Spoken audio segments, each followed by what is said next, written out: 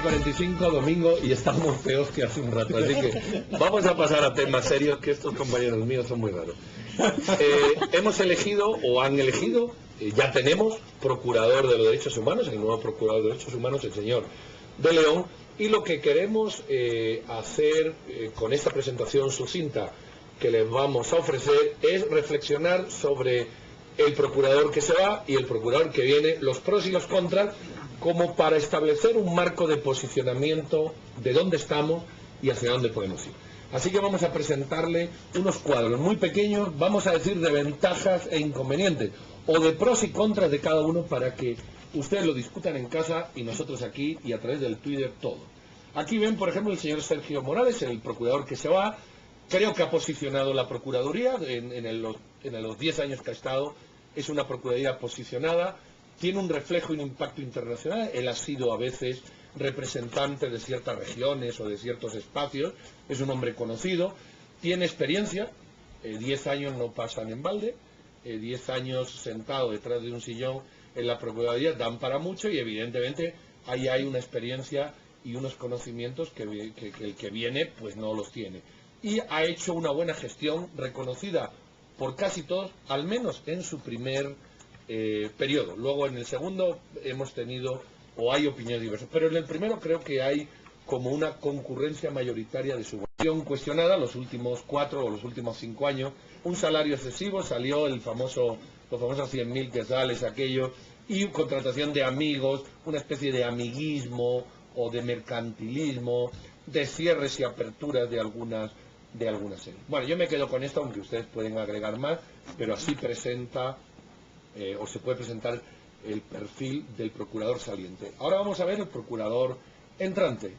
El procurador entrante, ahí lo tienen, son nuevos aires, es más joven, podemos decir que tiene un carácter, si ustedes quieren, más dinámico, hay un dinamismo distinto, esos nuevos aires que yo he puesto entre comillas.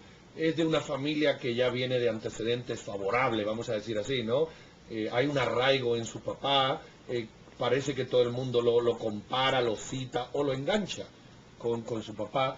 Ha superado un proceso visible de elección, ha habido la Comisión de Derechos Humanos del Congreso, ha habido denuncias, ha habido resoluciones, o sea, ha sido un proceso visible, o más visible o igual de visible que han sido los de José Andrés. Y ha tenido una aplastante aceptación de esos 142, solo ha habido 6 diputados, el resto no asistió, que no votaron, y esos 142 es casi todo, si no todo, el espectro político nacional. Bueno, esa victoria aplastante también es suya. ¿Y qué le podemos decir de negativos o de inconvenientes, o como usted? Cuestionamiento por ser diputado, va a estar vendido, va a servir determinada causa, el presidente ya lo dijo que lo prefería. La falta de experiencia, pasamos de un procurador con 10 años a un procurador novato, absolutamente novato. Los compromisos, que se han hablado también, y los grupos de interés defraudados que le van a atacar. Recordemos que en la elección había grupos de interés que querían otros candidatos, y ya hemos visto que le han puesto ciertas amparos, denuncias, reparos, que la Corte ha resuelto, pero que a partir de ahora va a tener que enfrentar por otros días. Pues hasta aquí llegamos. Ustedes en su casa empiezan a discutir, y estos compañeros míos que están aquí lo van a hacer sobre la mesa. ¿Qué les parece? A ver, yo voy a abordar el primer cuestionamiento que se le ha hecho a Jorge de León Duque, y es que tiene un origen político y que lo suyo es un cargo... A ver, que ha habido un acuerdo político para llevarlo al cargo. Pero señores, es que yo creo que la institución del Procurador de Derechos Humanos es en sí misma, en esencia, una institución política. La Constitución define que es el Congreso de la República el que la instituye. Ningún procurador ha llegado al cargo sin haber contado con el respaldo de la bancada mayoritaria, de la bancada oficial, una vez que son nombrados. Por supuesto que esto significa que el señor de León Duque, como los otros procuradores, en su momento, muchos no lo lograron, tendrá que demostrar independencia. Y yo tengo que decir que en ese caso a mí me parece muy positivo que se dé un cambio. Después de 10 años de tener a Sergio Morales en la oficina del procurador, resulta verdaderamente valioso que llegue una persona con aires nuevos, con brillos nuevos, ojalá, hacerse cargo de una gestión que es esencial en Guatemala, parte del poder control del que hablábamos el pasado viernes. Necesitamos esa figura de magistrado de conciencia que sea capaz de ponerle límites a los abusos desde el poder, que señale realmente las vejaciones en contra de derechos fundamentales de las personas. Yo espero que en muy poco tiempo podamos hablar de un procurador que se demuestra independiente, capaz de presentarse en casos y en cosas que hasta este momento no hemos visto. Yo sí esperaría una participación muy activa, por ejemplo, en términos de desalojos, en términos de estos grandes conflictos que hay en buena parte de las comunidades del país. Y no estoy diciendo una participación sectorizada, estoy hablando de respeto a derechos fundamentales y derechos fundamentales de todos los ciudadanos, no de unos más o de otros. Estamos hablando realmente de un magistrado que tiene que venir a velar porque el poder no traspase más allá de la línea de derechos básicos de todas las personas. Yo quisiera centrarme en los contras que tiene Jorge de León Duque. Quizás el cuestionamiento a ser diputado, por haber sido diputado, se va a ir disipando conforme él avance su gestión, porque él rápidamente va a dejar de ser un exdiputado y se convierte en el procurador. Lo que hay que velar muy de cerca es si los compromisos no solo con los diputados que lo llevaron al puesto, sino las mismas líneas que tiene el partido por el cual él fue electo diputado. No sé si hay, yo intuyo que hay algunos intereses, por ejemplo, empresariales o bancarios, que ya ha mostrado el partido, creo, que va a defender en esta legislatura.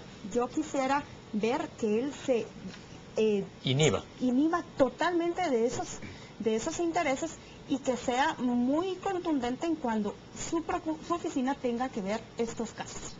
Los compromisos, básicamente sería eso, y los grupos de interés que lo atacaron, pues es que también se van a valer de las cuestiones que sean de él señalables.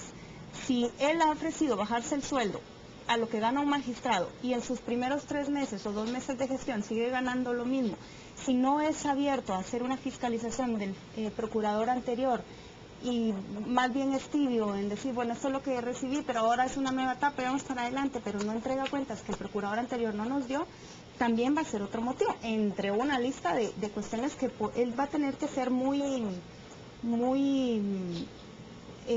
abierto para que cuestiones no se lean como opacidad en su gestión desde el inicio.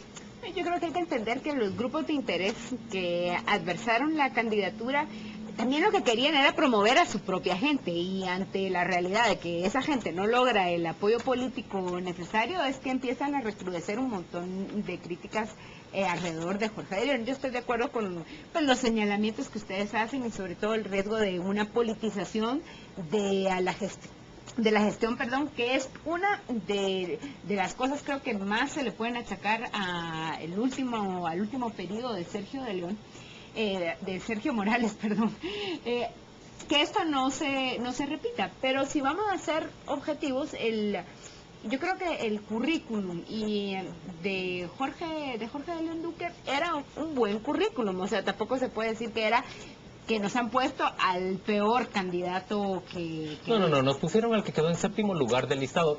Yo más bien lo veo el suyo como un currículum modesto en términos generales. No estamos hablando de unos grandes estudios en materia de derechos humanos también, o de una gran experiencia en esa gestión. Sí, también, pero yo creo que esas formas de analizar los currículums pueden ser engañosas.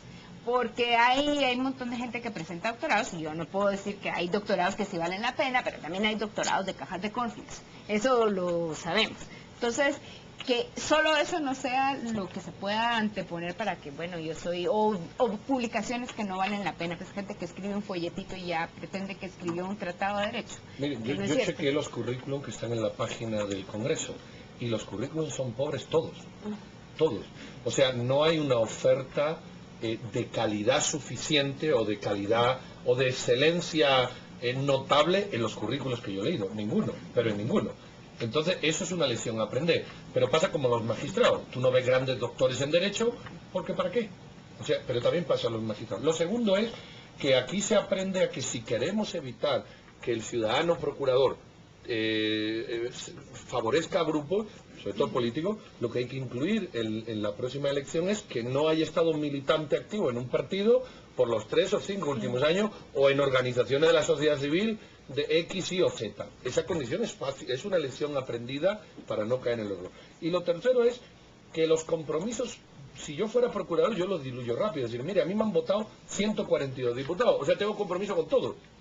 Con todos. Y con ninguno. Y con ninguno, efectivamente. O sea, me han votado porque no me han votado 67. Me han votado todos Yo los no gané partidos por un políticos. voto. Luego, como me han votado todos, no me acusen de ser del PP, del Creo que, porque también la URNG y WINAT me han votado. Pero dos cosas sí son esenciales, que él ofrezca, y ya lo ha hecho, una auditoría forense. Realmente, ¿qué ha ocurrido con los fondos de la oficina del procurador? Porque es una institución que gasta más de 100 millones de quetzales al año, y los guatemaltecos tenemos la obligación y la necesidad, además el derecho, de ver que esos 100 millones de quetzales se inviertan apropiadamente. Pero se dan cuenta ustedes de lo ridículo que es esto.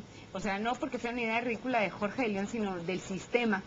Que cada vez que llega alguien va por la auditoría forense. ¿Y qué? O sea, ¿para qué está la Contraloría de Cuentas? ¿Por qué tenemos que pagar auditorías Pero es que ya lo carísimas? decíamos el viernes. Eso ya lo dijimos Este el viernes sistema de pasado. control no sirve para nada. y Tiene que ser vergüenza de la modificado. palabra. Tiene que ser Y modificado. también tienen que separarse para cuando le lleguen todos los días, que seguro va a pasar a partir de la otra semana, expedientes de gente que quiere que le coloquen. Tiene 799 plazas, por lo menos. Díganme, si 142 diputados, por lo menos la mitad no van a querer que les haga algún favor. Claro, pero querríamos ver que como resultado de esos estudios reduzca el número de personal en las áreas en que sea necesario. Bueno, y si las auditorías forenses revelan algo, ¿a quién vemos procesado? ¿A quién vemos qué consecuencias claro, que hay? veamos un Nada proceso. más que hoy fue interesante y nos enteramos. No, él sí tiene que ser muy valiente en dar a conocer lo que no se hizo bien y lo que sí vale la pena Y mantener. comprometerse con el buen manejo de esos fondos. Vamos a la pausa y volvemos dentro de muy poco.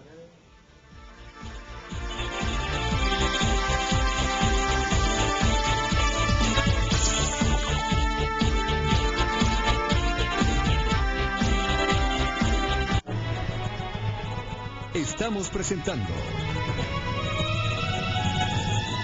a las 8:45.